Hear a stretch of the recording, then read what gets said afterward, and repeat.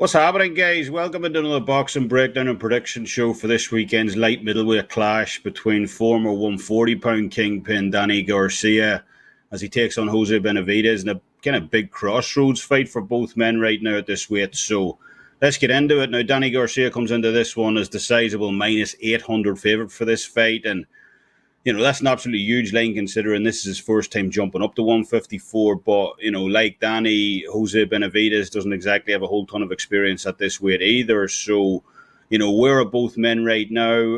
Jose Benavidez is a fighter who is a brother to David Benavidez, up at 168, obviously. And, Jose was arguably the more heralded of the two fighters, starting out. At least initially, had a really standout amateur career. Finished off with a 120-5 record, I believe. Was a national Golden Gloves champion, fought in the U.S. national team, and so on. So, when Jose was first starting off his career, the world really was his oyster. But, since then, unfortunately, it's been fairly stagnant. He did get shot in the leg back in 2016, which, derailed his career pretty significantly. He didn't fight for almost 2 years after that and was frankly quite lucky to walk again after what the doctors initially told him. And he's honestly never looked quite the same. His one bright spark since then was arguably almost in taking Terence Crawford the distance back in 2018. So, Danny Garcia, for his part, has enjoyed an extremely impressive career, in my opinion. I've been a huge fan of Swift over his career. Swift, a name I coincidentally find comical, to be honest, as he really isn't all that fast. But, I absolutely jumped at the 3-1 being offered him back in the day in the lead up to the Lucas Matisse fight. Matisse was a fighter who he'd been absolutely demolishing everybody up to that point. He went in as a huge favourite against Danny Garcia as well, but I thought that line was way off, in fairness. Danny's a good fighter. And, Danny duty delivered. He got me a nice payday in that one. And Danny's always been a fighter, who's been on the cusp of being elite in the sport. He's only lost to the best at 147, at least officially. We do know, obviously, that he had some dubious decisions go his way, shall we say, like Mauricio Herrera. Lamont Peterson decision was questionable as well. But, he's just been a solid campaigner in every division he's been in. Lost the absolute best version of Keith Thurman back in 2017 at 147. Lost to Sean Porter as well back in 2018.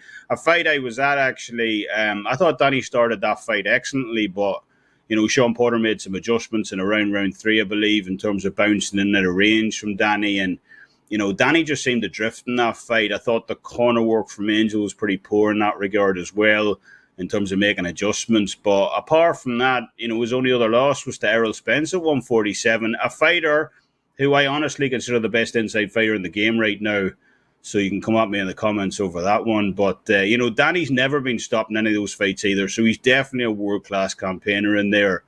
And he's got one of the best left hooks in the business as well, no question about that. In terms of this fight, I think even at 30 years old, Jose Benavidez is reaching the end of his career right now. He looked absolutely awful in his last fight against Francisco Torres as well. He honestly should have lost that fight. And Torres is a fighter who just got blasted out inside 5 rounds 2 weeks ago by 23-year-old Hamza Shiraz over in the UK. So I don't think it's the end of the world for Benavidez. I am high on Shiraz personally as well, so I kind of expected that KO victory for him, to be honest. And we've already seen Danny Garcia struggle in fights, as we said earlier as well. He clearly lost that Mauricio Herrera fight. So maybe it was just an off night for Benavidez, but, the evidence certainly suggests otherwise. And that fight against Torres represents Benavidez's only step out in the ring, since he faced Terence Crawford all the way back in 2018. So it certainly doesn't look good, when put into that kind of light. And that kind of inactivity could cost him here. While Danny Garcia does have power, he does have a fight-ending left hook. This fight's at 154. Arguably 2 weight divisions from where Danny was at his best. So not sure that power will carry over here. And I'd be surprised if he can get Jose Benavidez out of there on Saturday night. So because of that, I like the Danny Garcia by decision prop at minus 138 in this one, as, I do expect him to be the one to connect with the cleaner, kind of more eye-catching shots in this one. over Benavidez' work rate. So take Danny Garcia by decision, technical decision at minus 138 as the play for this weekend over in Brooklyn. And that'll wrap things up for this week. As always, leave us your thoughts in the comments section below, especially about Errol Spence.